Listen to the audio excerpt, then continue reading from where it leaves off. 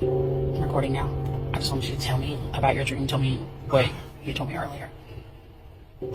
So, it was a very sunny day that day, and it was like towards the afternoon. The sun was about to set, and I remember that sun being so bright that day. And I remember getting out of the car, and I had Luke and Isaac with me. And when I had Luke and Isaac with me, we both got out of the car, and we see a huge helicopter fly over. And I mean, it was very low to the ground. It was like it was about to go to battle or somewhat. I remember looking at it, and it goes away. And I look at the helicopter, and while I look at the helicopter, it was directly over the sun. And then when I said that, I said it before it even happened. I said, Jesus is coming. And what happened, the whole skies, boom, split apart. And everything, like it was like the sun went around the whole earth. Like it was weird. But after that happened, I remember crying and I wasn't holding Isaac, but I was hugging him. I remember crying, and I was holding Luke, and he's like, Roman, what's going on? And I remember holding Luke, and I remember he just turned into particles, like little particles, and like all these particles went up in the air, and I remember seeing all these other particles like join him in the air.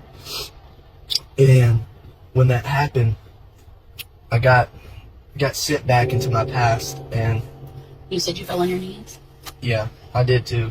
What happened is, when it was happening, after Luke left, I was so heartbroken. I fell on my knees, and I said, I'm sorry, Lord, I'm sorry. And that's when he took me back from my past, and he said, you should have been like that guy. Because I told you, that's the guy you need to be. I put you here for a reason, and it wasn't no mistake. And he told me, and it was like a very happy image, it was like little videos, like of me, like in this, it was at school, it was at the workplace I was working at, just little images of me working. And it was saying, like, I was saying happy things. I wasn't doing anything sinful, and I was always doing the right thing, reading my Bible. And he said, you should have been like that guy, because if you would have been like that guy, there would have been other people been saved. Because of you, now they're not saved.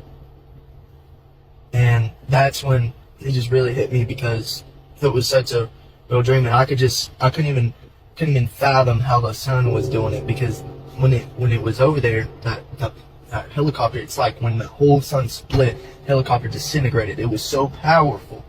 It was literally so powerful. The sun, boom, and like it was like God was in the sun, and it was just boom, and then everything and the helicopter was gone.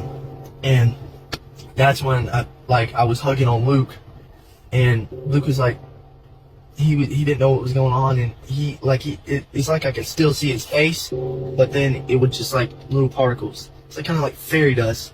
The only thing I could resemble it to is, I would say, Avengers. You know how they turn into that black little dust?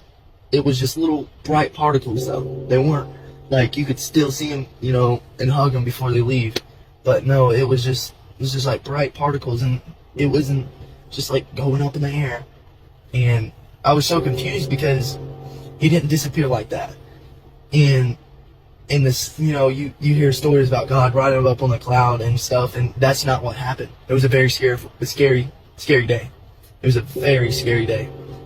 I don't know when that day's coming, but that day was so scary. And I mean, I'm talking about like the world was in chaos after that happened.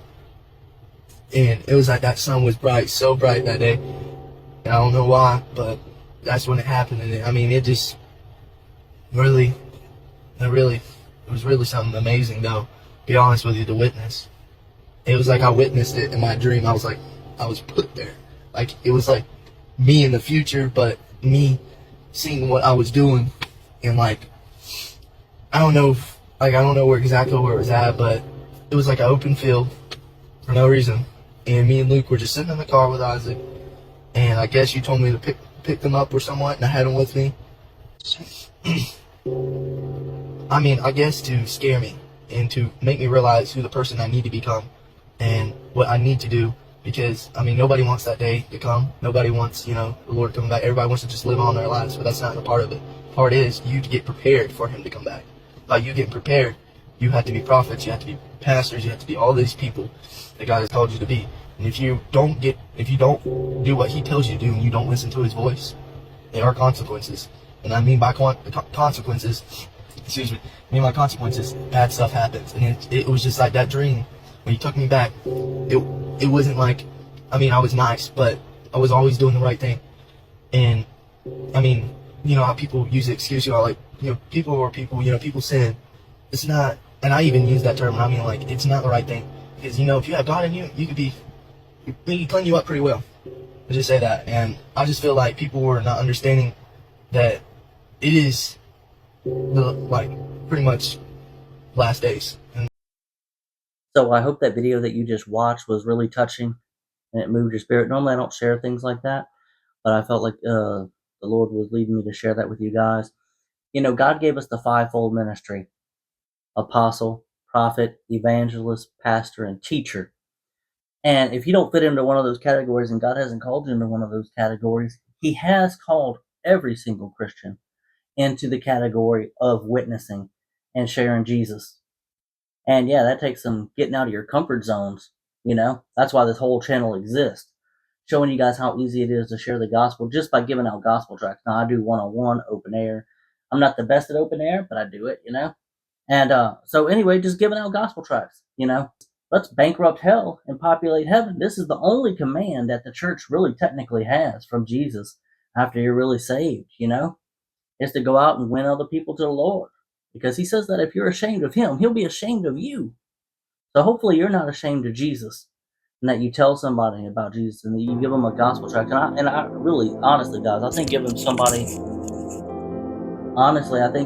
a gospel tract is the best way to go about any of this ever, because it has the full gospel presentation on it.